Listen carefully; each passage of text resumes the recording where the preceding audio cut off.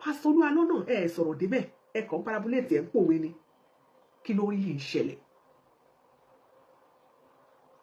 Èmi dẹ̀ fẹ́ kí Pásítọ̀ Olu Alo mọ̀ wípé lóòótọ́ ṣe tí nǹkan bá ti kò sí kálígbé kò sẹ́ni tó yẹ kó máa béèrè ìyàwó yín ọ̀ tó bá mú kí wọ́n máa béèrè kó máa ṣe ṣó kí wọ́n nǹkan báyìí máa ṣẹlẹ̀ yìí sẹ́ẹ̀dẹ́ fi sọ pé ẹ̀ ń gba lọ́ọ̀yà kan ẹ̀ ń gba sáàmì kan kó lọ sáàbẹ̀ nìkan ní ìwé kíní kan ẹ̀dẹ̀ péjọ dání lórí ti tẹ́ máa sọ́gbà pé ní káwọn ará chọ́ọ̀chì àwọn ọmọ ìjọ yín kó má dá sí kíni ok ẹ ṣe birthday a rí i pé àwọn èèyàn sọ pé I'm not the celebrant o I'm the kinikan I'm the media man for the kinikan celebrant I'm not the celebrant o I'm the celebrant daughter I'm not the celebrant o I'm the celebrant brother I'm not the celebrant o I'm the celebrant kinikan.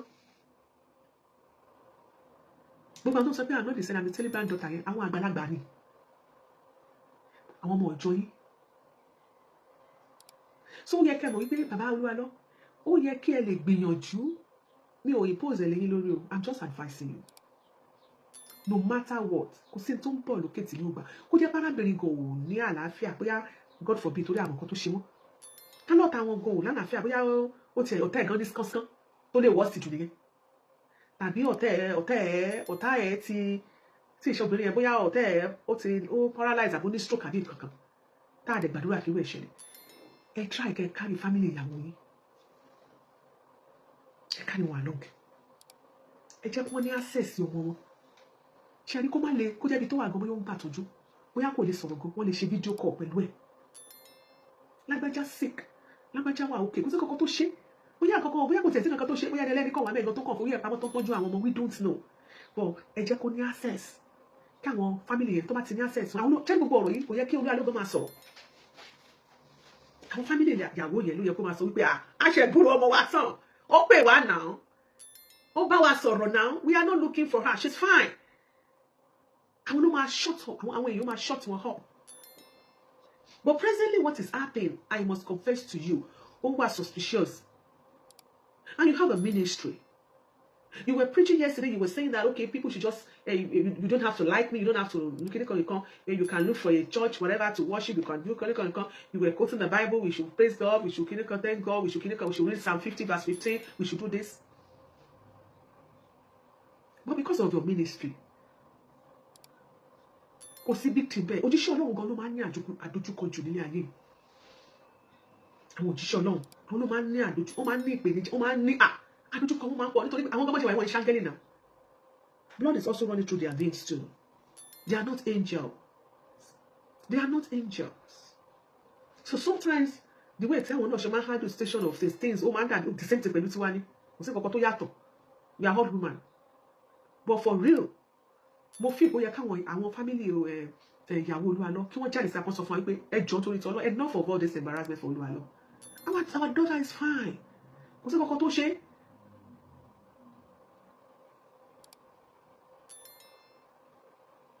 So ó kù díẹ̀ káàtó bó ṣe gbàgbó fún pásítọ̀ yẹn ó kù díẹ̀ káàtó. Tábàdẹ̀ wádìí lọ tábàdẹ̀ ga tábàwádìí ẹ̀bùn lóòótọ́ wọn làwọn kan ti ṣe fèrèfèrè ẹ̀ tẹ́lẹ̀tẹ́lẹ̀ pé fèrèfèrè ọ̀rọ̀ yẹn ti lọ tẹ́lẹ̀tẹ́lẹ̀ but to say the fact Mr. Pastor Ṣẹ́gun tó pèrè ẹ̀ ló ti ṣe Ọlọ́run mi ò rí pásítọ̀ nìyẹn ṣá èyí tẹ́ gbéṣẹ́ fún blogger èmi ò mọ̀ pé pásítọ̀ náà mọ̀ gbéṣẹ́ fún blogger àbí ẹ̀rí páyé ti wá bàjẹ́ kí pásítọ̀ náà máa gbéṣẹ́ fún blogger ṣé ẹ̀rí páyé ti bàjẹ́ ṣé irú ìyẹn báyìí ṣọ́lọ́run ló pé àbúpé rẹ̀ that's why wọ́n sọ fún pé máa wà very careful lọ́dọ̀ àwọn tẹ́ máa kúnlẹ̀ sábẹ́ wọn ṣáṣáṣáṣá tẹ́ mọ̀ ní kọ́ mọ gbọ́wọ́lé yín lórí ẹ lọ ẹ mọ̀ gbà lótí alánà tí àwọn pásítọ̀ túlé pásítọ̀ gbé bọ̀rùn báyìí ìyẹn pásítọ̀ Ṣẹ́gun tó sọ pé òun ló gbéṣẹ́ fún blogger irú pásítọ̀ Ṣẹ́gun yẹn ó yẹ kó bá wa mú mọ́lẹ̀ èyí tẹ́ bá mọ̀ ó yẹ kẹ́ bá wa mú mọ́lẹ̀ ó yẹ kó bá wa mú mọ́lẹ̀ kí wọ́n bá wa béèrè lọ́wọ́ ẹ̀ pé kí ló rí ṣé àṣírí kan ṣé nǹkan yẹn ṣé ọ̀rọ̀ àṣírí ni láàárín òun àti Olu Alo kí ló mọ̀ nípa ìyàwó Olu Alo kò sọ fún wa ìwọ tó bá gbéṣẹ́ wá ó yẹ kó tẹṣẹ́ yẹn kan lẹ̀ ní fún wa ó yẹ kó sọ wípé tọ̀ nǹkan báyìí ló ṣe ìyàwó Olu Alo ó gbéyàwó ẹ̀ pamọ́ ni o ṣé àṣírí tó wà láàárín ìwà àti Olu Alo ṣé òun ló jẹ́ kó máa ra tíkẹ́ẹ̀tì fún ẹ ló yẹ kó fẹ́ mọ́ra ló jẹ́ kó fẹ́ mọ́ra kó máa ṣe gbogbo kan fún ẹ ó yẹ kó jẹ́ ìta kó tú tán ni kì í ṣe pé wàá gbéṣẹ́ fún blogger wàá gbé wa sínú àfù ẹ̀ o ti wà alábòsí tẹ́lẹ̀tẹ́lẹ̀ àwọn àgbàlagbà dẹ̀ sọ pé aṣòfófó ògbẹgbà ibi ọpẹ́ ló mọ aṣòfófó ògbẹgbà o tẹ̀ tí wá aṣòfófó ń sìn ó yẹ kí pásítọ̀ olófòfó yẹn ó yẹ kó lè sòfó yẹn délẹ̀ fún wa. Then Pastor Olu Alo, if you don't want to talk, tí wọ́n pẹ́ Pastor Olu Alo bá ní good rapport pẹ̀lú àwọn family ìyàwó ẹ̀, àwọn family ìyàwó yẹ kó speak on his behalf. So táwọn family ìyàwó go up to now tí wọn ò bá tí ì sọ̀rọ̀ a jẹ́ pé àárín wọn kò ògún a jẹ́ pé nǹkan kan ṣẹlẹ̀ because o ò lè tọrọ ọmọ lọ́wọ́ èèyàn ní ṣùlọ́kà kí ọkọ ọmọdé máa ṣe dáadáa sí yín kẹ́ ní good rapport kí ọ̀rọ̀ kan wá ṣẹlẹ̀ pẹ̀lú ọmọ yín àtọkọ ọmọ yín ẹ̀yin gbọ́dọ̀ máa jáde pé kí ló dé ẹjọ́ enough is enough we don't have any problem in our family. Obìnrin tẹ́ ẹ sọ̀rọ̀ nípa yìí ọmọ tiwa ni ìdílé tiwa ló ti jáde. Are we complaining? We are not complaining to you. You people should go and sit down. But family ìyàwó go jáde kó fún Pastor Olu Alo ní support pé àrẹ má ṣe gbàgbó fún wọn kí ló ń ṣẹlẹ̀. ìyẹn gan ló fáwọn èèyàn ní concern. So if Pastor Olu Alo does not want to talk, does not want to talk about it, does not want to come out, does not want to do anything, please go back to your wife's family. Your wife's family should be able to stand by you. Then láti gbà tí wọ́n tẹ̀ tí ń ṣe gbàgbó is náà the subject matter. Pastor Olu Alo's wife àti ìrìnkóhùn náà gbórí jáde pé kò sí kankan tó ṣe mí o, this is me, I'm okay, I'm fine. Nítorí ilé ìwé àwọn ọmọlájẹ la ṣe wá síbí o, torí àwọn ọmọ ló jẹ́ ká relocate ní ti relocate ti kó Nàìjíríà. Nǹkan tẹ́lẹ̀ expect me. Ìyàwó Olu Alo náà jáde kó sọ̀rọ̀. Gbogbo àwọn tó jáde I'm not the celebrant, I'm the celebrant daughter, I'm the celebrant child. Àwọn ọmọ church ni àwọn ọmọ tiẹ̀ gangan ó yẹ kó lè speak fún ẹ. Àwọn ọmọ tiẹ̀ gangan yẹn Pastor Olu Alo yẹ káwọn tiẹ̀ lè speak fún family ìyàwó. A lot of people ló yẹ kó lè speak fún Olu Alo dà. Family ìyàwó ẹ̀ wà bẹ́ẹ̀ they should be able to speak up. Ọmọ tiwa fine àwọn ò ní problem nídìí family tiwa àwọn ò wá ọmọ tiwa ṣá lọ́mọ tiwa sọnù ní àwọn àgbùrú ẹ̀ o ó tán gbogbo ọ̀rọ̀ yìí ó máa die down. But fún àwọn tí ò wá kí n ṣe family Olu Alo tí ò tán mọ́ bóyá wọ́n kàn jẹ́ ọmọ church member àbí wọ́n kàn wo Pastor Olu Alo lókèrè wọ́n máa speak on his behalf kò lè work. Even though kárí pastor kan kí pastor kan náà wá jáde síta àbáwọn evangelist àbáwọn ará church wọn kán wá láwọn speak on his behalf kò lè work fún allocation tó fi kàn máa yìí.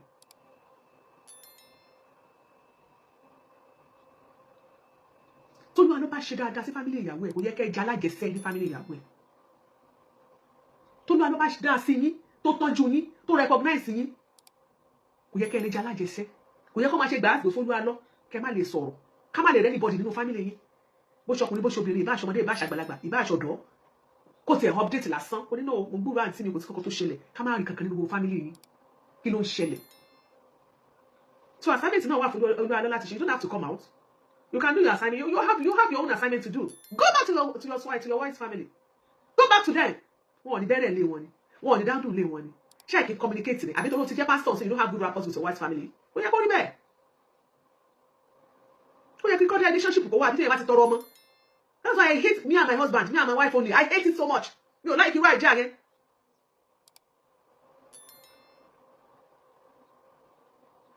Ògúnbọ̀wọ̀ ẹni pé even if she's not on social media ọkọ ẹ̀ àti jẹ́ kó mọ̀ yìí pé gbàgbọ́ ìsìnkọ̀jù bí yóò sí lórí social media ṣe bọ́kọ́ wà ní social media gbogbo àwọn alájọ wà lórí social media àwọn family ìyàwó wà lórí social media ṣé àwọn ẹlẹ́gbẹ̀dẹ̀ tó wà ní family tó wà ní social media ni tó máa sọ tó bá ti gẹ́gẹ́ ok ok ìgbà tí àwọn ọmọ actress Jùmọ̀kẹ́ George tó wà ní Mali àdìbò ló ń lọ lọ́jọ́ kìnìún àná ṣé wọn fẹ́ ṣe house nínú oko mi tó wà tí ò ní fóònù tí ò ní kankan ṣé wọn ò gbé àwọn tó ní fóònù wọn kúrò títì kan lọ bá ní village kan máa wá káàkiri kan lọ gbé fóònù lọ bá pé wọ́n fẹ́ bẹ́ẹ̀ sọ̀rọ̀ wọ́n máa fẹ́ ṣe out that's what I'm saying kò síbi tí wọ́n bá wà tí ò ti ní gbùgbé èèyàn kò síbi tí wọ́n bá wà tí ò ti ní gbùgbé èèyàn that's what I'm saying. Pastor Olu Alo has to go back téèyàn bá ti ṣe me and my house wife only me and my husband only èyí dẹ̀ ṣe tẹ́ bá ń ṣe tẹ́ wà lábẹ́ ẹ̀gbọ́n mi tẹ́ bá ń ṣe nǹkan burúkú ni tó bá fi ọmọ níbi kan you have to respect that family wọ́n fún ẹ lójijì ọmọ you have to respect that family you have to love that family ìwọ family you have to be in one accord ẹbí ìyàwó ẹ ìwọ náà ìwọ tó dẹ̀ jóbìnrin tó lọ fi ọkọ kì í ṣe bó ti wá fọkọ tán wá dàgbò family titi ẹgan nù family ọkọ ti ẹgan ò fẹ́ ò dànù irú àwọn iṣẹ́ bẹ́ẹ̀ irú nǹkan bàbá ìjáde ta ló máa speak fún yín bí irú atẹ́gùn fi díẹ̀ bá fẹ́ tó jẹ́ ìṣòro kékeré àbí atẹ́gùn ìjì lásán kékeré bá fẹ́ ta ló máa dúró fún ẹ. ìṣẹ́ Ọlọ́run kò ní pé ká pa àwọn èèyàn bí láti ṣe ìfẹ́yàwó yẹn kò ní ká pa wọ́n tì tàmọ́tò ìṣẹ́ Ọlọ́run tájú obìnrin bí tá ti fọ́kọ kò ní ká pa wọ́n tì. Good rapport gbọ́dọ̀ wà, good relationship gbọ́dọ̀ wà. Èmi ò rí good relationship láàrin tó yọ ọ̀rọ̀ tí ń lọ kì í ṣọ̀fẹ́ kò kì í ṣọ̀fẹ́ jẹ̀mí jíǹsì tí gbà gbòsì yẹn ti lọ ká máa rí ẹnìkan nínú fámílì ìyàwó tó máa sọ̀rọ̀, ká máa rí ẹnìkan nínú fámílì àlọ́ tó máa jáde síta tó máa sọ pé àyè èèyàn ọ̀rọ̀ tẹ́ ẹ̀ sọ yóò dáa. Ìyàwó àbúrò mi kò sí kankan tó ṣe torí kò sọ̀rọ̀ tí ò bá tiẹ̀ sọ̀rọ̀ àlàáfíà ló wà òun àtàwọn ọmọ, ká máa rí ẹnìkan tó máa sọ̀rọ̀. You are not the celebrant and the celebrant daughter. I'm not the celebrant and the celebrant media. I'm not the celebrant and the celebrant clinical photographer. I'm not the celebrant and the celebrant PA. Irú yẹn ṣé yẹn là ń sọ fún yín ni? No, no, no, no, no, no, no, no. No matter what. Mi ò gbàdúrà kí nǹkan ṣe arábìnrin yẹn. But tó bá yẹ kó bá sick, bọ́tà ẹ̀ sick. Is a thing lágbájá. Èyí náà béèrè ìyá àlàáfíà ló wà. Ó rẹ̀wọ̀n díẹ̀ ni o. Ó ní relationship pẹ̀lú àwọn family. Àbí kí family gan sọ pé ẹjọ́ àbúrò lágbájá ó lọ gba treatment bí tó wà kọ́ báyìí. Àbí kò tiẹ̀ sí kankan tó ṣe lágbájá, she's fine. Àbúrò ọmọ wa kò sí kankan tó ṣe ọmọ wa is fine, she's doing good. Wọ́n nítorí education àwọn ọmọ ló ṣe relocate but she's fine. Àbúrò ẹ̀ ó yẹ kẹ́nìkan ti sọ̀rọ̀, ó yẹ kẹ́nìkan ní family ìyàwó tó yẹ pé family ìyàwó yẹn àtẹ́pẹ́ ẹ̀ bá ń ṣe gidi ló yà kù tẹ́ ẹ bá jẹ́yàn gidi tẹ́ ẹ̀ kí n jẹ́ alájẹsẹ́ tẹ́ pé Olú Alo ṣojú ìṣẹ̀lẹ̀ nínú family yẹn tẹ́ ẹ̀ bá sọ̀rọ̀ títí tó ṣe gbàgbó fún alájẹsẹ́ ni yín, alábòsí ni yín. Àyàfi tó bá jẹ́ pé Olú Alo ṣètò ẹ̀, àyàfi pé Olú Alo ṣe dáadáa fún yín, àyàfi pé Olú Alo bá neglect ó neglect ní family yẹn tó bá neglect ní family yẹn tó ṣe dáadáa tó ṣojú ṣe tí ó ṣe tó pa yín tì tó ṣe me and my wife only tí ó carry yín along lè bá dákẹ́ lè bá ṣe báyìí ó ṣì dá dẹ́gbẹ́ ṣe dákẹ́ yẹn kò pé yín ó yẹ kẹ́ jáde kẹ́ speak out ní speak out gbúrú ọmọ yín o gbúrú ẹ lọ́dún báyìí láti gbúrú ẹ láti o ọdún báyìí láti gbúrú ẹ láti àbí agbúrú ẹ láti ẹ àwọn ìjẹ́ kó pè wá ẹ̀kankan ló ń pè wá àwọn aráyé gbogbo èèyàn question yìí ó máa dáhùn àwọn tí wọ́n yí pé yes àwọn èèyàn ti máa mọ̀ pé yes ní tó ṣẹlẹ̀ ní wípé ẹ̀ẹ̀kankan lóbìnrin yìí pè Iyalaje Mọ́mí Kúbúrà Iyalaje, if you go to the blogger platform, Ìyàwó have released a voice message that she has not heard from her daughter for the past 3 years.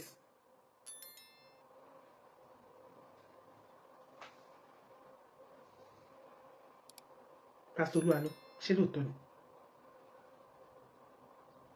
Wọ́n ní Ìyàwó sọ pé òun rọ́mọ láti 3 years. Wà á ṣe irú nǹkan báyìí ní máa yóò wà ní sọ̀rọ̀, ó yẹ kí máa sọ̀rọ̀. Tí Ìyàwó bá gbúrò ọmọ ẹ̀ fún 3 years, wọ́n wá ń béèrè dádì, Pastor Olu Alo, ilé ìtiwá ẹgbọ́sà, pàdán, rẹpẹtẹ.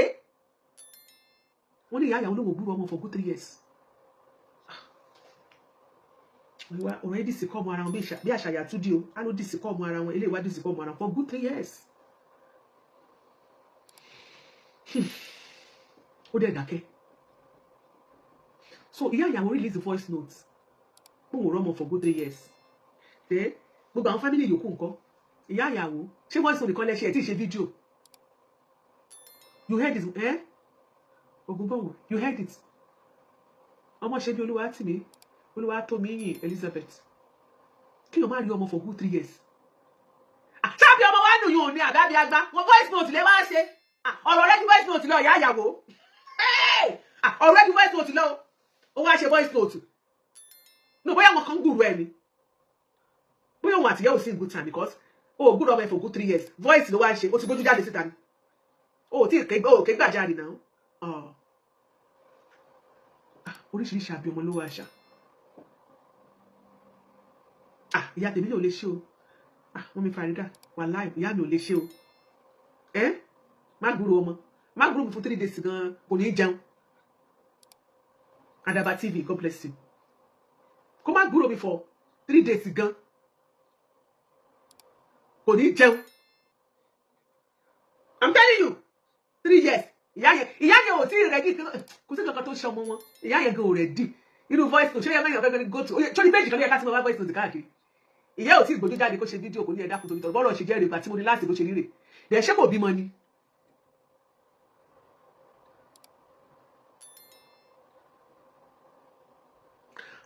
Wọ́n ní ṣiṣẹ́ tó bá lọ sí church onídìí Ìyàwó wọn ní jẹ́ kó rí Pastor Olu Alo.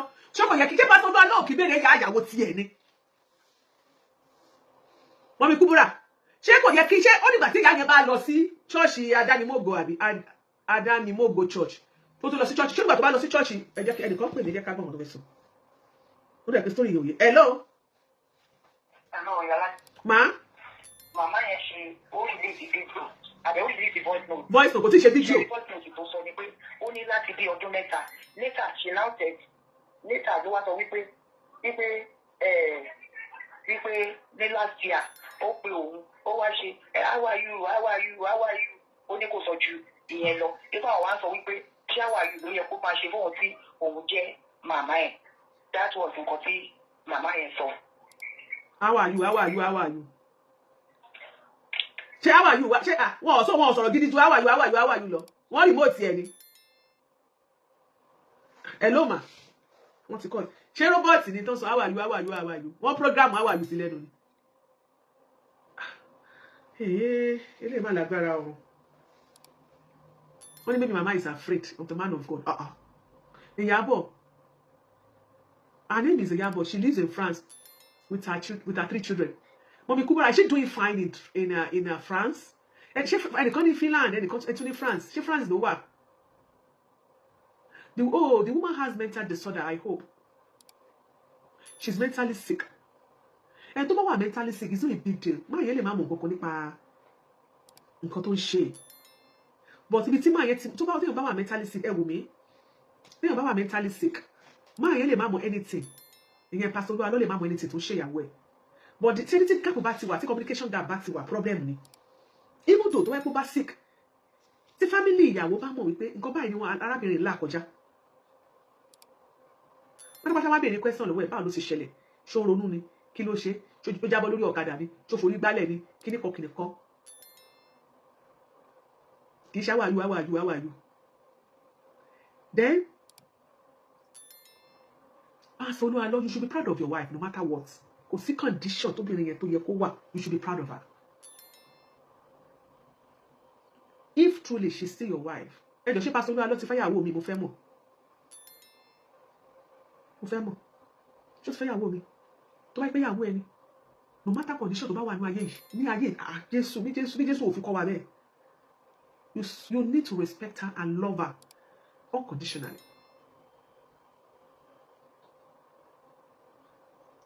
Ṣé Pastor Olu ẹ jọ̀ọ́ mo fẹ́ mọ̀ bí ó ti fẹ́yàwó mi. Even though kó má wà okay báyẹn. Ó lè máa tó bá ṣe ṣètò yẹn wá sọ pé my wife.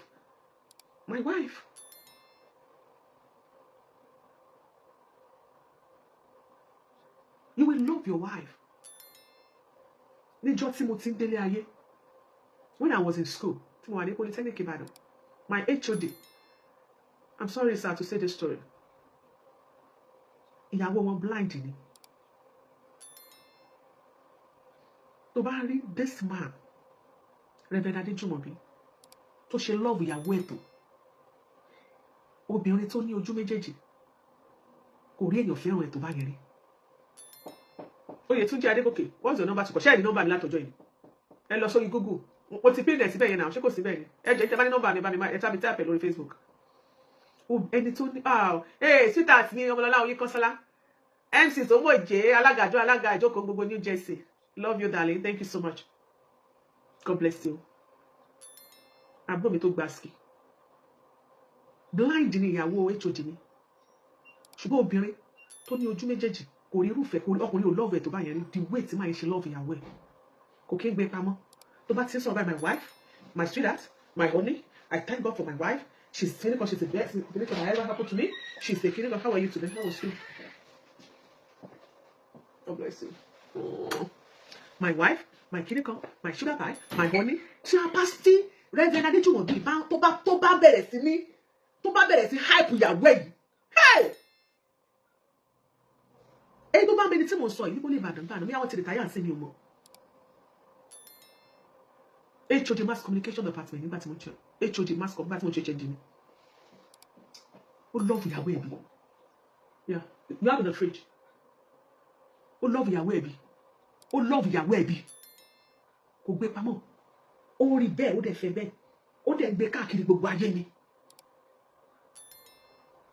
Ìyàwó wọn dẹ̀ wà nice. Wọ́n ṣe jẹ́ blind tó yẹn.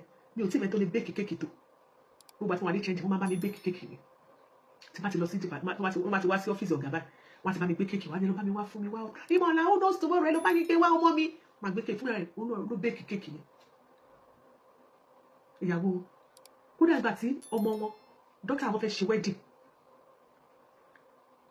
àbúrò ìyàwó olóbẹ́ẹ̀kì kéèkì tẹ bá ní giant kéèkì yẹn lọ́yọ̀ọ́ tá ti lọ ṣe wedding yẹn kò sẹ́ni tó rí kéèkì yẹn ṣíṣàìdì Ọ̀yọ́ ni àbẹ́ tó rí kéèkì yẹn tí ò bá ọ̀ for Jesus woman yẹn ló train ló kọ́ àwọn ọmọ ọkọ ẹ̀ wọ́n ṣe ń bake tí àbúrò wa bake kéèkì lọ́jọ́ wedding ẹ̀ blind ni o kò gbé pamọ́ ó gbèyàn sáyé.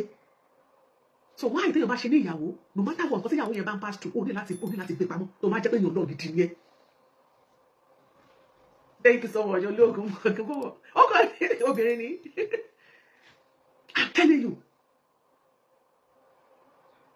ó yẹ kó o máa sọ pé my wife láyé máa mọ̀ pé mo dògán àwọn yẹn máa sọ pé ẹ̀tẹ̀ bá dẹ̀ rí àwọn tó ń sọ yẹn wọ́n máa dẹ̀ strong wọ́n tó but ó sì love ìyàwó ẹ̀ wọ́n ṣe máa sọ pé my wife I love my wife please pray for us please for my family òjíṣẹ́ Ọlọ́run náà wọ́n gbàdúrà fún wọn kì í ṣe gbogbo gbàdúrà láàrín máa gbàdúrà lọ́dọ̀ àwọn pásítọ̀ dáàdì ẹ̀ gbàdúrà fún mi dáàdì ẹ̀ gbàdúrà fún mi we also can also pray for them. You are trying it's not connecting kí lè tí ó connect mo wà lórí ètò bàbá àyàn kójọ ló ń pè mí mo wà lórí ètò okay nìkan ló wà lórí line ó ń lọ now my number is ringing it's going ọ̀dọ̀ yín ni ò ti connect o.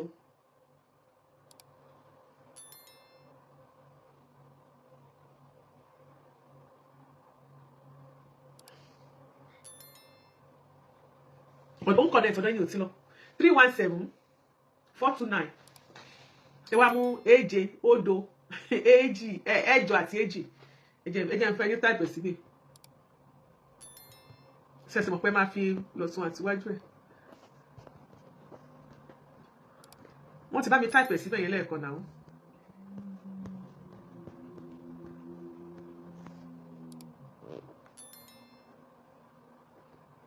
ẹ máa fi plus one àti òpin mọ́bí tẹ́tí wọ̀n.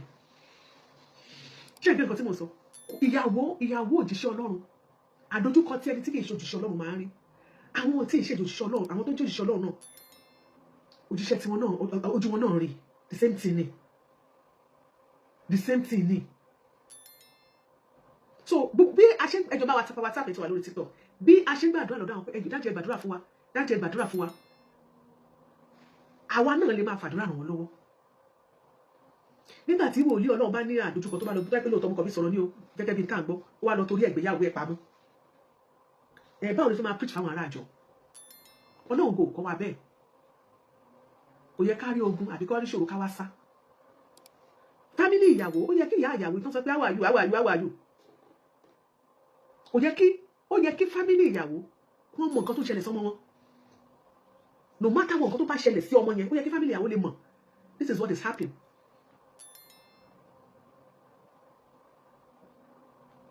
Nurudeen Agbọmọjọ Abdulsalam ẹ káàbọ̀ sà ó yẹ kí wọ́n lè mọ nǹkan tó ṣẹlẹ̀ sọ́mọ wọn they deserve to know what is happening to their daughter. Pastor ó lè jẹ́ pé bóyá nǹkan tó ń dùn yín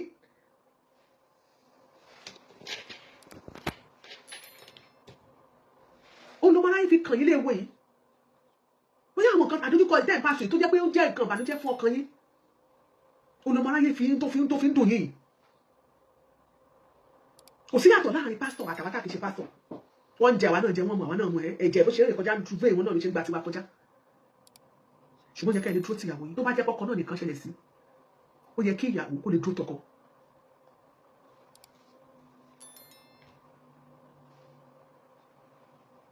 ẹ wo mama Jọkẹ́ Silva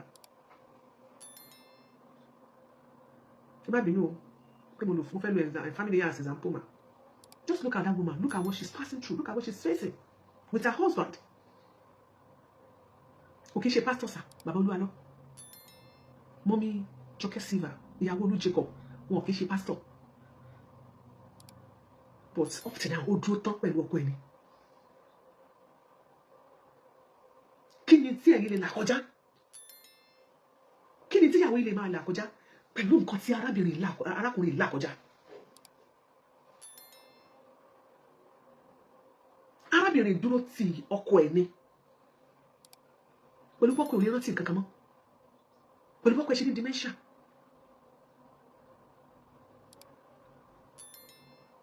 kò sí kankan tí gbogbo wa ò mọ̀ ò gbé pamọ́ ó address issue yẹn ayé òde torí ẹ̀ parẹ́ ó dẹ̀ sì love ọkọ ẹ̀ dọ́là ó dẹ̀ sì respect ọkọ ẹ̀ dọ́là Olu Alo kì í sọ kankan nípa ìyàwó yẹn gan lẹ dá gbogbo wàhálà ìsira yín lọ́rùn. Hello. Yes ma, God bless you mọ́mi wa. Yes ma, yes ma. Iyalaje. Ma. Ẹ wo topic tẹ sọ yìí. Yes ma. It will be the topic that is hurting the family. Bẹ́ẹ̀ni. Ṣé Iyalaje ṣe rí tó bá jẹ́ obìnrin yẹn wà mentally deranged. Two types of mental ni. Tó bá jẹ́ very aggressive one. It's going to be a shame to the family. Maybe that's why the man is keeping it, hiding it. Nǹkan tó dùn lọ́kàn ni. Bẹ́ẹ̀ni. Kò sẹ́ni tó máa náà fẹ́ gbéyàwó ẹ̀. Òun fẹ́ hide ẹ̀. Ṣé yín? The only thing ká máa sọ sí ni pé jẹ́ ká máa pray for family. Ṣé rí ẹni tó ní kán béèrè ìyàwó yẹn? Alábòsí. Ó mọ àṣírí tó wà bẹ́ẹ̀ ló ti sọ bẹ́ẹ̀. Gbogbo fẹ́ tú àṣírí bàbá yẹn ni. Ẹ má jẹ́ ká encourage ẹ̀. Because ẹni tó yẹ kó máa gbàdúrà fún bàbá lónìí. Ṣé mo kọ́ wọ́n jẹra wọn lẹ́sẹ̀ ní ministry? Ṣé yín? Wọ́n jẹra wọn lẹ́sẹ̀. Ó lè jẹ́ pé ministry bàbá lọ́wọ́ bẹ́tà tiẹ̀. Wọ́n ti step on their toes. Ó wá fẹ́ expose bàbá yìí. Kì í ṣe pé fi bàbá yìí ṣe kó fi ìyàwó ẹ̀ṣẹ̀ ṣò. It's something to hide. Ṣé yín? Ẹ wo ẹ jẹ́ ká máa pray. Ẹ má mọ̀ kọ́ tó ṣẹlẹ̀ ní pé bọ́dọ̀ ṣe máa rí lélẹ̀. Mo accept mo ti sọ́nà kókó máa pray for because nǹkan tó gbà ní nǹkan tó jẹ́ bí ìbànújẹ́ nu family kan bó ṣe rí ọkùnrin gbọ́dọ̀ máa appreciate ìyàwó ẹ̀ ìyàwó náà gbọ́dọ̀ máa appreciate ọkọ ẹ̀ Olu Jacob náà pass ìyàwó Olu Jacob náà pass through kò lè gbé ọkọ ẹ̀ pamọ́ ṣẹ́dú bàbá Olu Alo ló fa tó ẹ pé lóòótọ́ lọkọ ẹ̀ ìyàwó ẹ̀ bá ní health challenge òun fúnra rẹ̀ gangan ló ṣílẹ̀kùn fún irú alábòsí pastor Ṣẹ́gun yẹn láti wá yẹ̀yẹ́ ẹ̀ níta láti wá tó àṣírí ìsìlá. Iyalaje sickness yàtọ̀ sí sickness ṣe mọ̀ pé bàbá Olu Jacob dementia ní tiẹ̀ kì í ṣe kó yàwó rẹ̀. So sickness yàtọ̀ sí. No, mo accept the sickness. Agree. Yes, ẹ ṣe mà. Ọmọ tí Ṣẹ́gun yẹn bá mọ nǹkan tó wà ní ẹ̀ kókó bọ́ tako sọ. Mo ti sọ náà kó jáde sa kó yẹ máa ṣe wàhálà àbòsí kiri. Fi àwọn sáyà abẹ́ yẹ kó máa sọ kó bọ́ tako sọ. Àwọn òbí àwọn pẹ́rẹ́ǹtì àwọn ẹlẹ́dì yẹn kò mú ọ̀yìn má rí ọmọ wọn. Kọ́ dákẹ́ ó lè jẹ́ ìtàn ọkọ wọn gan ni because kò sẹ́ni ṣẹlẹ̀ ọmọ ẹni sọnù ọmọ ẹni kú ó sọ ju ọmọ ẹni nù lọ. Ọmọ ẹni yà wèrè lọ. Ṣé ẹ gbọ́ mi? It is your marriage, that's my own. Eshema, accepted that we need to be praying for the family, accepted. But at the same time, mo ṣì máa sọ wípé ṣe rí ìwà tí màá ń wù wọ́n ti rí pé ó ń gbé e pamọ́. Òun ló jẹ́ kí Ṣẹ́gun rí gẹ́gẹ́ bí àṣírí ni. Wọ́n ti rí pé ó ń gbé ìyàwó ẹ̀ pamọ́. Òun ló jẹ́ kí wọ́n rí gẹ́gẹ́ bí àṣírí. Ìyàwó ò sí lákàtà kò sí ní church premises tó ti ń pray fún. Ìyàwó ò sí lórí òkè tó ti ń gbàdúrà fún. Ìyàwó wà nílẹ̀ òkèèrè bí àwọn tọ́jú ẹ̀ medical iṣẹ́ mọ̀ fine. But tó bá jẹ́ wípé Olu Alo fẹ́ ṣílẹ̀kùn sílẹ̀ fún Ṣẹ́gun láti kọ́ mi. Ká ló máa ń sọ fún ìyàwó mi my wife. I remember when myself and my wife we went to clinic àwọn màpá pastor ṣe máa ń sọ náà. Hello. Hello sir. Yes sir, God bless you sir.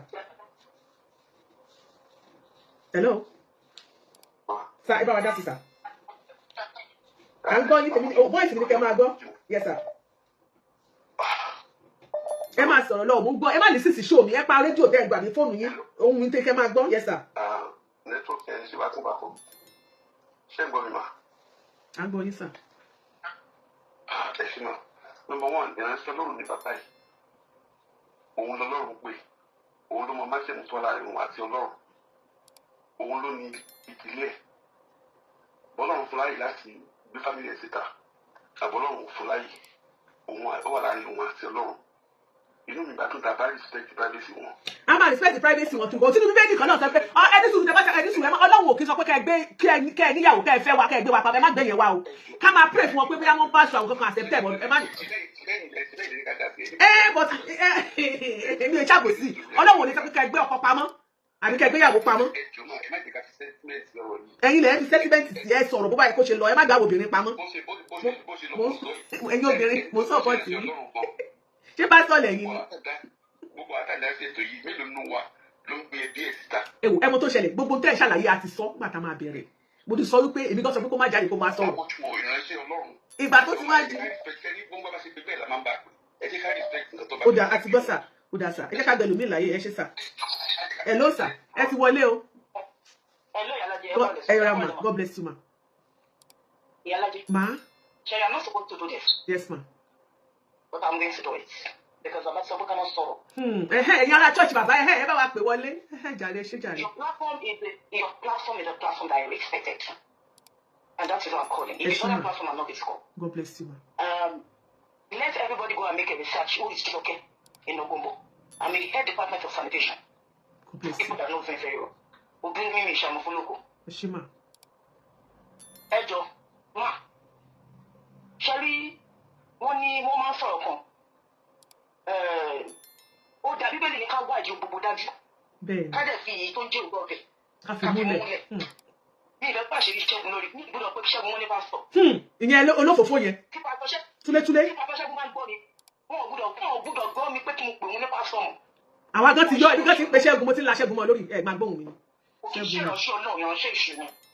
Ẹjọ́ mà, ìrìn àjò mi láti ilẹ̀, mo fẹ́ fún yín yẹn analysis. Tẹ́pẹ́ yìí àwọn akẹ́wà jókòó kẹwàá rò pé abiyamọ ni yín náà. Ìrìn àjò oníkálukú ọ̀tọ̀ọ̀tọ̀ ní. Nǹkan tó fi rán oníkálukú ọ̀tọ̀ọ̀tọ̀ ní. Ẹjọ́ mà láti ilẹ̀ pẹ̀pẹ́ ayé ẹni. Ṣé tó bá sọ pé bàbá lọ ọlágbèrè onígbà ọláwo ṣẹlẹ̀ fi sẹ́mi sọ̀rọ̀ yìí ó yẹ kó ti fi mí láàrin. Èmi wà lára àwọn tó máa ń nu yàrá bàbá lọ ní Ìkẹjà. Ẹni tó bá gbọ́ mi kí n má pàánù mọ́. Bàbá yìí ìfẹ́ bá gbọ́ pé yàn free. Ibi tí obìnrin bá dúró sí ó máa mẹ́sàn-án kókó obìnrin jáde kó tó wọlé. Bí mo ṣe súnmọ́ bàbá tó ṣe fẹ́ gbọ́. Tí bàbá bá fẹ́ wọnú yàrá tí mo bá pín yàrá tí mo bá purọ́ kọ́ lóhun kó mú mi. Wọ́n ní ìjẹ́rìí ayé òun ìjẹ́rìí ọ̀run. Bí ọba kú lé lóní ẹ̀sìn àwọn àlọ́jíṣẹ́ fún. Bẹ́ẹ̀ni. Ní ẹ̀yin ogún lọ máa bẹ̀rù Ọlọ́run kó tó máa bẹ̀rù yẹn o. Ẹni tó bá ti bẹ̀rù Ọlọ́run kó gbọ́dọ̀ bẹ̀rù yẹn. Of course. Tí mo bá ń fọ pílẹ̀tì bàbá ò ní wọlé ọ̀ntì tí má tó fọ̀ tán. Tó bá fẹ́ wọlé, wọ́n máa tọ́kùn. Tó bá yẹ kó gbọ́dọ̀ lọ́kùn kan kọ́kọ́ wọlé, wọ́n máa rán yàn kó kí n jáde. Ṣé gbàgbọ́ bàbá yẹn náà ṣé Ṣẹ́gun yẹn náà wà ní church? Báwo ló ṣe jẹ́? Ṣé ní church náà lẹ́jọ́ lọ? Bẹ́ẹ̀ni, ẹjọ́ máa à ń fún àwọn èèyàn tí òye tí ó tó yẹ òye. Mo fẹ́ break the arithmetic kan down fún yín. Ẹjọ́ èmi àti ìjọ lọ sí èmi àti ìjọ pàdé ní school. Nígbà tá a pàdé ní school, ẹ̀yin lè kọ́, ẹ̀yin lè kà, èmi ò lè kọ́, mi ò lè kà. Nítorí ibi tí mo fi jáde wá. Kò yẹ yín mà. Wọ́n tún wọ́n yín. Ẹ̀yin náà súnmọ́ mi. So fóònù náà ti mọ́ra. Fóònù náà ti mọ́ra. Bẹ́ẹ̀ni, bàbá Jídé. Wow. Wọ́n ti pẹ́ tán ti jọ rìn nìyẹn. God bless you. Wow, orí àti kékeré. In fact, I only have 10 minutes with you to do this because I want to go and bath. I'm going to work. Okay. Ẹ̀yin ẹ máa gbọ́ o. Ẹ súnmọ́ mi, èmi náà súnmọ́ yín. Ó ní tẹ́rí lára mi, ó ní tẹ́mi náà rí lára yín. But èmi ò lè kọ́, mi ò lè kà. Mo ní ìdí. Ẹ̀yin yà mí sí lára tèmi. Ẹ rí pé mo gbẹ̀kọ́ dájú pé wá special. Adẹ̀jọ́ ń bà ní school. Adẹ̀jọ́ ń grow. Kò yé yín. Nígbà tá a ṣe tán, èmi wọ́n rí ọ̀nà orí òkè kan níbi tó náà rán mi sí. Ẹ̀yin tẹ̀lé mi. Ẹ̀yin tẹ̀lé mi bàbá yín ní chọ́ọ̀chì. Ẹ ṣe sùn. Ẹ ṣe sùn. Ẹ̀yin ní bàbá yín ní chọ́ọ̀chì. Pásọ̀ ní bàbá yín. Ẹ̀yin tẹ̀lé mi. Ṣé bó ni ẹ tẹ̀lé lára mi? Ìgbà tá a pín kó yẹ kó máa lọ nílùú ẹ̀. Kò yẹ ká ẹ tẹ̀lé mi rárá. Ókè ẹ wá tẹ̀lé mi. Ìpè ká kó ní kálukú ọ̀tọ̀ọ̀tọ̀ ni. A lè jọ jẹ́ ìdílé, a lè jọ jẹ́ classmate. À ń ṣe grace o. À ń ṣe grace. Ẹ wá tẹ̀lé mi. Ó dá o. This is my vision. You also saw my vision. And you believe in my vision because you know God has called me and I'm also a prayer warrior. I'm a fervent person when it comes to prayer. Pẹ̀lú mo bí a ṣe ń jẹ ní, ṣé àwọn ìwà tó dáa nìkan Ṣẹ́gun lọ. Ó tún padà. Ó yẹ ìgbà tí mo sọ. Ó tún padà. Now, àwọn bẹ̀rẹ̀ sí ní ṣe program wẹ́rẹ́wẹ́rẹ́ òun tẹ̀lé mi. Wọ́n appreciate it.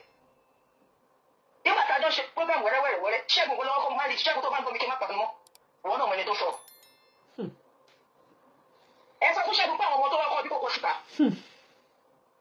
Ọmọ tí ìyàwó kìíní bí fún ọmọ tí ìyàwó kejì bí fún. Orí ìyàwó mẹ́rin lẹ́bi ṣe bá sàn ṣọ́ọ̀ṣì yìí tẹ́lẹ̀. Àṣírí tí ò fẹ́ káwọn èèyàn mọ̀. Ẹ̀yin náà bù fún ṣọ́ọ̀ṣì. Àwọn ọmọ rẹ̀ láti tún fún. Ẹ jọ máa, mọ́mì ìgbà máa kúrò lé mi. Ṣoko tọ́tún ẹ̀wù kan ni mo gún kúrò. Nítorí ogun tó lé mi. Mi ò bójú wẹ̀yìn. Àwọn ìyá tó bí mi lọ́mọ wọn bí tí mo sọ lè sí. Bẹ́ẹ̀ ni jíṣẹ́ Ọlọ́run lọ. Even di 20 years later, bóyá 20 or 15 years later, mo padà sílé. Ìgbà yẹn làwọn tó bí mi tó fojú rí mi. Ṣùgbọ́n bí mo ṣe dàgbà tó nínú ìránṣẹ́ Ọlọ́run, nínú iṣẹ́ Ọlọ́run, mi ò fi ẹbí mi hàn rí. Bẹ́ẹ̀ dẹ̀ mi ìyàwó àtọmọ hàn rí. Bọ̀ àwọn tó súnmọ́ mi wọ́n mọ̀ pé mo ṣe ìyàwó. Nígbà tó pọ́pọ́ èèyàn ṣiṣẹ́ lórí òkè, wọ́n má rí. Òṣìṣẹ́ tó lè sọ pé ìyàwó mi lélẹ̀. Òṣìṣẹ́ tó lè sọ pé ọmọ mi lélẹ̀. Ṣé ẹ̀rọ polisi mi sọ pàkì kan nínú? Tọ́lọ̀ sọ pé kì í ṣe bẹ́ẹ̀. Oye, Túnjí Adégòkè at least. I'm on WhatsApp. You are calling wrong number. Ẹ má sọ̀rọ̀ yìí lọ. She's calling me on WhatsApp. Ẹ má sọ̀rọ̀ yìí lọ. Bàbá lọ́gbọ́n ní gbogbo gbéyàwó ẹ̀sìta. Ṣé ìgbà tí bàbá lọ́ máa rí tó bímọ? Èèyàn mélòó nínú inú introduce tó ever introduce ìyàwó ẹ̀sìn? Ẹ bọ̀ wáyé tí Ṣẹ́gun fi ní kán lọ gbéyàwó ẹ̀ wá. Wáyé tí Ṣẹ́gun tó fi ní ká kán máa béèrè. Wáyé tó fi lọ gbérú ọ̀rọ̀ yẹn jáde. Ṣáàṣìrí kan wà ń bẹ̀ ni. Àṣírí kan wà ń bẹ̀ tó. Àṣírí lórí burúkú wo ló wà bẹ̀? Ẹ jẹ́ sọ nǹkan tó wà bẹ̀ fún yín. Wọ́n ní ẹni táyé ẹ̀ bá ti bàjẹ́, ó máa ń wo ẹni kúnra ni. Ẹni tí ayé ẹ̀ tó bá ti bàjẹ́, ó máa ń wo ẹni kúnra ni. Ṣẹ́gun tí tó bá ń bọ̀ kí n má dàgẹ́. Bọ̀ kí ló dé tí fámìlì ìyàwó sísà mi? Kí ló dé tí àwọn fámìlì ìyàwó sọ ìyá ìyàwó? Mo máa débẹ̀ fún yín. Mo fẹ́ mọ̀ point kan jáde fún yín. Fún ẹni tó bá wá ní làákà ìkọ́wá jókòó wá òpó yẹn. Ọ̀rọ̀ yìí irọ́ kò sọ̀rọ̀ social media kọ́ lọ yanjú ẹ̀ lé. Àjẹmọ̀ ráìtì ni. Ìwà Ṣẹ́gun máa ṣe dáadáa. Ṣẹ́gun ní tẹ́lẹ̀ sọ̀rọ̀ ìmọ̀ Ṣẹ́gun lájọ ṣe ìyàwó ní November 2023 o 2021. Wàá kọ́ Ṣẹ́gun ṣáájú mi ṣe ìyàwó. Èmi lè ní ṣe ìyàwó tẹ̀lé lẹ́yìn. It's just a weekend cover. And Ṣẹ́gun is somebody that I expected. Tó bá ní pé yẹn respect èèyàn, even pẹ̀lú bàbá Ṣọ́nibárẹ́ Ṣẹ́gun mo respect pàtó Ṣẹ́gun kan.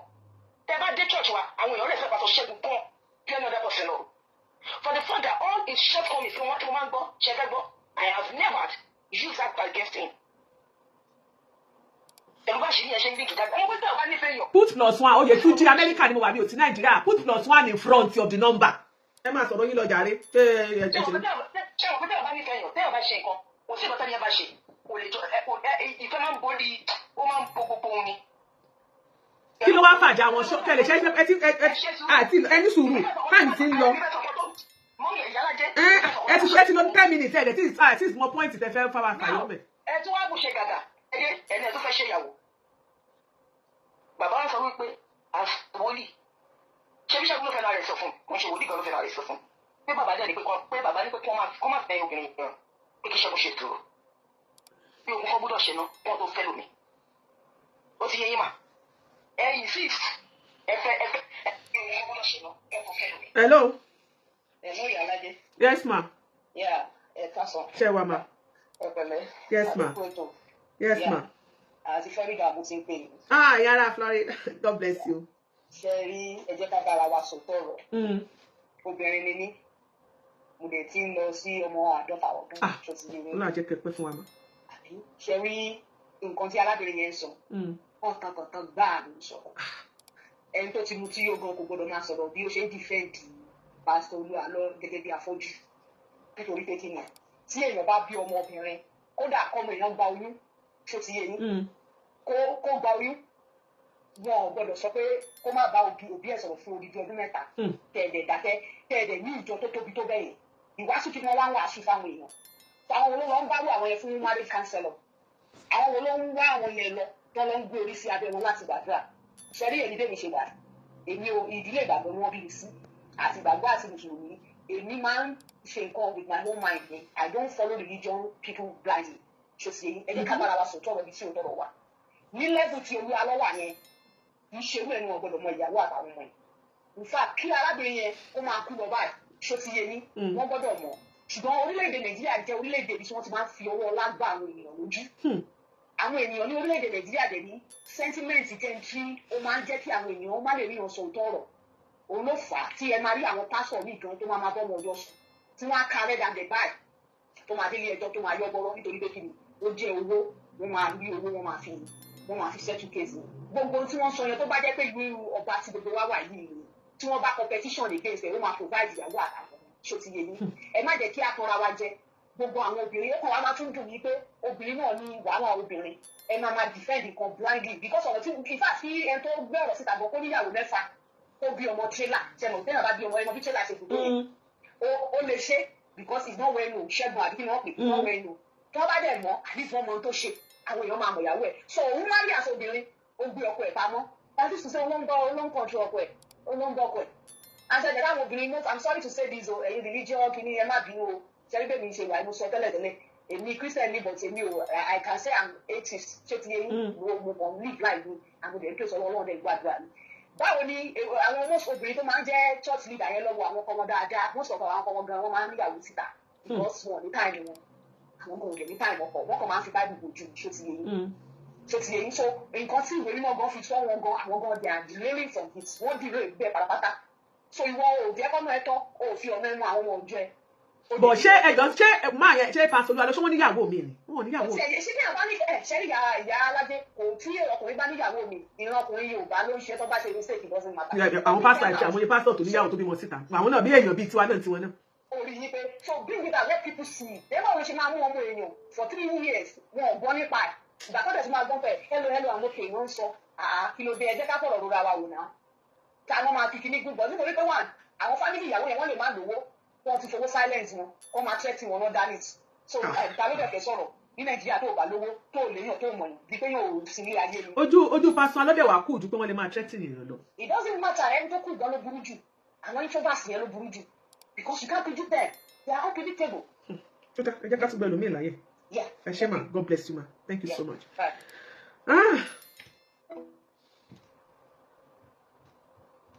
ṣe rí nǹkan tèmi sọ ni wípé kò sí bí ọkọ èèyàn ṣe lè rí kò sí nǹkan tí ìyàwó èèyàn lè máa là kọjá àbí tọkọ èèyàn bá lè máa là kọjá gẹ́gẹ́ bí ọkọ àti ìyàwó ó yẹ ká dúró tira wa ìyẹn tí wọ́n ń tẹ̀ tèmi mọ̀ nìyẹn. so ìyàwó pásítọ̀ Olú Alo mi ò mọ nǹkan kan nípa wọn bọ̀kọ́ tèmi sọ ni wípé tí wọ́n bá sọ pé wọn ò fẹ́ kí pé wọ́n ok pásítọ̀ Olú Alo àfẹ́ kan jáde kan sọ̀rọ̀ àfẹ́ kọ́kọ́ sọ ọ̀gá bí mo ti bẹ̀rẹ̀ ọ̀rọ̀ ni ẹmu ní èmi gan ò fẹ́ kan jáde kan sọ̀rọ̀ kan sọ ẹni tí mo ní ṣùgbọ́n mo expect àwọn family ìyàwó kọ́ mọ̀ jà lájẹsẹ́ ó yẹ kán jáde kan sọ̀rọ̀ ní wọ́n á sọ pé ìyá ìyàwó gan wọn ló gbé voice note jáde orí ètò náà ni mo ti gbọ́ ó sọ pé òun ọmọ pé láti bí 3 years òun gbúrò ẹ̀ ìgbà tó máa gbúrò ẹ̀ wọ́n sọ pé hello ló ń sọ bí àwàyò àbí nǹkan wọn ló ń sọ bí àwàyò nìkan ló ń sọ so èmi dẹ̀ mọ̀ yìí pé tí nǹkan bá rí báyẹn ó ṣeé ṣe kó jẹ́ pé arábìnrin yẹn la nǹkan kan kọjá ó lè ṣeé ṣe bóyá ọ̀rọ̀ tá à ń treat gan kó jẹ́ ìbànújẹ́ ìdílé yìí ó jẹ́ concern fún ìdílé pé àwọn Ọlọ́run jọ pé wọ́n wojú Ọlọ́run wọ́n bẹ̀bẹ̀ wọ́n gbàdúrà sí Ọlọ́run fún nǹkan báyẹn pé kọ́lọ́run kó jọ kó bá wọn fúnrú ọ̀rọ̀ báyìí pé kọ́lọ́run kó bá wọn jẹ́ kó kọjá lọ but at the same time kéèyàn face the challenges ó ní láti wá gbé pa bóyá àwọn èèyàn bá ṣe báyìí jù bẹ́ẹ̀ àbọ̀kọ̀ èèyàn gbọ́yẹ̀ ọkọ mi la nǹkan báyìí kọjá ẹ máa fàdúrà ràn wá lọ́wọ́ kò sí big deal bẹ́ẹ̀. hello ẹ ti wọlé ètò hello sir. yes sir God bless you sir. àmín. ọmọ àtọkùnrin àtobìnrin ẹjọ Iyalaje wọn ní ọmọ ẹni sọ Yorùbá ní ọmọ ẹni nù ọmọ ẹni kú ó sọjọ ọmọ ẹni nù lọ. bẹ́ẹ̀ Iyalaje ìyálà pé ọmọ la pé ọmọ la kẹrí mo dín pẹ̀lú nǹkan ọ̀sìn ẹjọ tó fi wúrẹ́ bá ṣe léwúrẹ́ wíkẹ́ndì tó mi wúrẹ́ bá kú kílẹ̀ rẹ̀ yóò ṣe fẹ́ ìbátan lé o. yóò mọ sunkún kiri ni o. ó di èèyàn kò rọmọ ìyá ò rọmọ rẹ̀ fún odidi ọdún 4 ẹjọ tó lọ ẹ jẹ́ ká wo màmá Jùmọ̀kẹ́ George ó dá òkè sí màmá yàtí ké sọ́ọ̀dì. ó ti dìdàkudà. pé kò tiẹ̀ òun tiẹ̀ ṣe dáhùn tiẹ̀ sí gbọ́n àwọn gbọ́n ẹ̀ lẹ́ẹ̀kan pé ẹ mọ̀ gbàdúrà fún mi o ìmọ̀ tí ó jà sí débi tí ò wá gbọ́n kankan. ẹ jọ irú wàásù wo lẹ̀ ń wá lórí pẹpẹ. gbogbo àwọn wòlíì ìjàkẹjà òkè àmọ́ ká mọ̀ lọ denomination tó kù ká tó ní denomination sí èsì kẹwàá ẹ mọ̀ ìyàwó bàbá bíárà ẹ mọ̀ ìyàwó bàbá bíárà. mo dẹ̀ mọ̀ ìyàwó bàbá Adébóyè kódà wọ́n jọ lọ Japan lẹ́nu ọjọ́ mẹ́ta. gbogbo àwọn ohun ẹ̀yìn ẹ̀rí àwọn tí kí làwọn tí èsì leader fi ẹ̀gá ń ṣe. Iyalaje kí ni wọ́n ń ṣe wọ́n fa education kan pásọ̀ ní bẹ́ẹ̀ sí bẹ́ẹ̀ sí mọ̀ bẹ́ẹ̀ ni wà lórí ìjọ wà lórí kiri yín ẹ̀jẹ̀ gbọ́ ẹ̀jẹ̀ sọ wọn ẹ̀jẹ̀ pípẹ́ àpá. ṣé CAC ní pásọ̀ Olú Alo wà ní ṣé CAC ni wọ́n ń lọ ni. ìbára CAC ni wọ́n. náà Iyalaje kí ni wọ́n ń ṣe sí bẹ́ẹ̀ ní takìlì láàrin ìdílé ìyàwó àti pásọ̀ gbọ́dọ̀ ẹ̀jẹ̀ dúró mẹ́. wọ́n kàn ní àwọn ẹ̀kọ́ báwọn yẹn pé wọ́n ń tú pásọ̀ wọ́n ń ṣe gbá ni wọ́n ṣàwo ni ta ni ọmọ rẹ̀ ó sọnù tí ò ní wá ọlọ́mọdé aṣọ orí kúkú náà ẹni káàpọ̀ èèyàn mọ́tì ìjà yín ẹ̀ẹ́dẹ̀gbẹ̀jọ́ lọ́dọ̀ falafala náà. ẹlẹ́dìí wọn ní jẹ́ ọmọ ẹ̀dùn mọ́ sọ fún yín pé kẹ́ríkẹ́rì mọ́tì ìjà yín ṣùgbọ́n ẹni pé ẹ̀dùn mọ́ sọ fún yín pé kẹ́mọ́ lọ́dọ̀ falafala náà wọ́n sábà kúrì. wọ́n lè mọ́ sọ pé kí anybody má gbèjà wọn.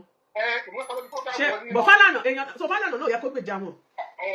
ẹ̀dọ́ ti lọ àwọn CAC àwọn tó bá yẹ kọ́ni church tí wọ́n lọ kí wọ́n pè wọ́n ẹjẹ́ àyànjú ọ̀rọ̀ nínú ilé ẹ̀pẹ́ fámìlì ìyàwó kó tó di pé báyìí náà àwọn fámìlì ìyàwó ṣé mo ní tí wọ́n wá ọmọ wọn ni ó ṣàfẹ́ lọ́dọ̀ wọn ni ẹ fẹ́ ọmọ ìlọ́dọ̀ wọn ni òkè ẹ provide ọmọ jáde ọ̀dọ̀ wa ló ti fẹ́ kó yá mọ́ ọmọ jáde Ọlọ́run ràn wá lọ́wọ́ ẹ mọ bẹ́ẹ̀ tó bọ̀. ẹ ṣeun God bless you sir ọpọlọ yóò ní jọba Fọlákẹ́mi friendship mi báwo ni Ọlákẹ́mi Juliet Ògúnyẹmí mọ́mí Adéjọkẹ́ Gold mo ti ṣe báyìí sí látẹ̀kọ́ ṣẹ́ ẹ̀rí ẹ má bínú mo rí pé allegation kò mí pé wọn fún yín ẹ pẹ́ dé gẹ́gẹ́ mọ̀ pé kò ti bẹ̀rẹ̀ ẹ má bínú ẹ má bínú ṣe wà God bless you ṣé ní nǹkan tí mo sọ ọ̀rọ̀ tá à ń sọ yìí kì í ṣe pé à ń tẹ̀lé láti kú anybody or láti ṣe cyberbullying or láti shade anybody mo fẹ́ kí gbogbo wa mọ̀ wípé for ẹni tó jáde síta tó ní káyé ó béèrè pé bo ni ìyàwó ẹ̀ wà ó mọ̀ pé something is wrong somewhere ó mọ̀ pé nǹkan kan ṣe arábìnrin yẹn ká ní pé kò sí nǹkan tó ṣe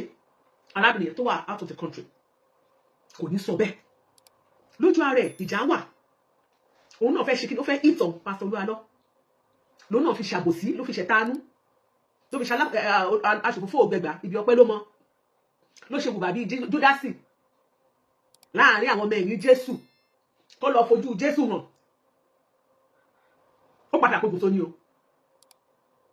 ìwọ ọ̀dàlẹ̀ inú òun náà wù ṣùgbọ́n mọ̀ pàṣírí kan wà níbi kan ni nǹkan tẹ́mi mọ̀ nìyẹn ó fẹ́ hit hard on him ló ṣe ní wípé ẹni kó gbéyàwó ẹ̀ jáde ṣùgbọ́n pásítọ̀ Alọ́ ẹ̀gín lẹ́jẹ́ kí máa yìí kó gba ọ̀nà ẹ̀bùrú yìí ó lè ṣe é kó jẹ́ pé láti ẹ̀gán wọ́n ṣe jọ close yẹn wọ́n ti dọmọ ní o àdájẹ́ má jẹ́ kí nǹkan gbọ́ o bóyá òun gan ló máa kọ́kọ́ mú advice yẹn pé ẹ má sọ kí ní sẹ́ ayé ògbọ́dọ̀ mọ́ ẹ jẹ́ ká máa fàdá àwọn lọ́wọ́ ẹ jẹ́ ká máa gbàdúrà ẹ jẹ́ ká máa ṣe kíní kan fún wọn ṣùgbọ́n ẹ mọ̀ pé ìkà wà nínú ènìyàn wà nínú ìkà so ó gbàbẹ̀ jáde ó mọ̀ pé nǹkan kan ṣẹlẹ̀ nǹkan kan wà láàrin yẹn tó ṣókùnkùn tó mọ̀ nípa ẹ̀ àṣẹṣe náà expect ẹ kó jáde sísá kó wá sọ tójú ẹni kó wá sọ tán bí mo ti bẹ̀rẹ̀ ṣùgbọ́n bá sọ Alọ́ ẹ̀yin lẹ jẹ́ kó gbàbẹ̀ yẹn yọ sí yín tó bá yẹ pé no matter what nǹkan tí àwọn ilé máa là kọjá tá àgbàdo àpè lórúkọ Jésù Ọlọ́run ilé ìgbìmọ̀ rẹ̀ bá yín dá sí àfọwọ́ tọ́ wọn tó bá yẹ pé àìsàn ní àmà àìsàn náà kúrò kò yẹ kẹ́ ẹ gbárábìnrin yẹn pamọ́ no matter what ìbá ṣe pé wàá oní mẹ́ta kínní ni o kó jẹ́ ètò aggressive ni o àbí ètò gentle o no matter what nínú ẹ̀kọ́ kan tẹ́ bá wàásù ní church lóòótọ́ lè jẹ́ dùn ọkàn yín gbogbo ẹ̀dùn ọkàn yín ẹ̀ mọ̀ sọ fọ́nà mi Ọlọ́run kó máa rí irúfẹ́ tẹ́ fi arábìnrin yẹn tẹ́ ò gbé pamọ́ ní kọ̀wé àti gbangba tẹ́ ẹ̀ sọ̀rọ̀ ẹ̀ dáadáa Ọlọ́run lè wọ ọlá wípé Jóòbù Ọlọ́run náà dán Jóòbù wo ìgbà tí Sàtánì lọ bá Jóòbù tó sọ pé òun fẹ́ dán ó lọ bọ́lọ̀ pé mo fẹ́ dán Jóòbù wò kí lọ́lọ́run sọ fún Jóòbù kí lọ́lọ́run sọ fún Ṣù ó sọ fún Júdà ó ní wò ó mi ní kó má dán wò lọ́dọ̀ ṣùgbọ́n mi ò fẹ́ mí ẹ̀rí ẹ lọ́wọ́ lọ́dọ̀ wo ó ní tí bá dán wò ó ní ẹjọ́ sọ pé ẹni bí ọkàn rẹ ní ọ̀kíni ó máa fẹ́ tó o bá dán wò kò ní àwọn ló máa ṣe ó ní ọ̀dà ṣùgbọ́n mi ò fẹ́ mí ẹ̀rí lọ́wọ́ ìyàwó lọ ọmọ lọ gbogbo agbo ẹran gbogbo nǹkan tó ní ó lọ Jóòbù sí Ọlọ́run ẹni sí how are you darling how was school today you're welcome kò torí ẹ̀ sí Ọlọ́run ìtẹ́yìn náà ńlá kọjá yìí Ọlọ́run á sì gbé yín borí ogun yẹn ó lè jógun ní kò sẹ́ni tí jì ò lè Ọlọ́run máa gbé yín borí ẹ̀ ṣùgbọ́n èyí gangan lẹ sílẹ̀kùn bógiri ò bá lanu alágbó òní wọnú ẹ̀ tẹ́ ẹ bá wàásù àwọn nǹkan kan wà kó tó ní pé nǹkan kan ṣe àtọ́bí lóòótọ́ mi nǹkan ṣe arábìnrin yẹn mi ò mọ̀ o tó ẹgbẹ́ nǹkan ṣe arábìnrin àwọn ayé kan wà àwọn ìgbà kan wà tí nǹkan ò ti ṣe bóyá ẹ tẹ̀ sọ̀rọ̀ nípa marriage counseling ni ẹni fi ṣe example when I was dating my wife my beautiful wife my kìnìkan ẹ máa sọ ẹ máa fún ìyàwó ilé packaging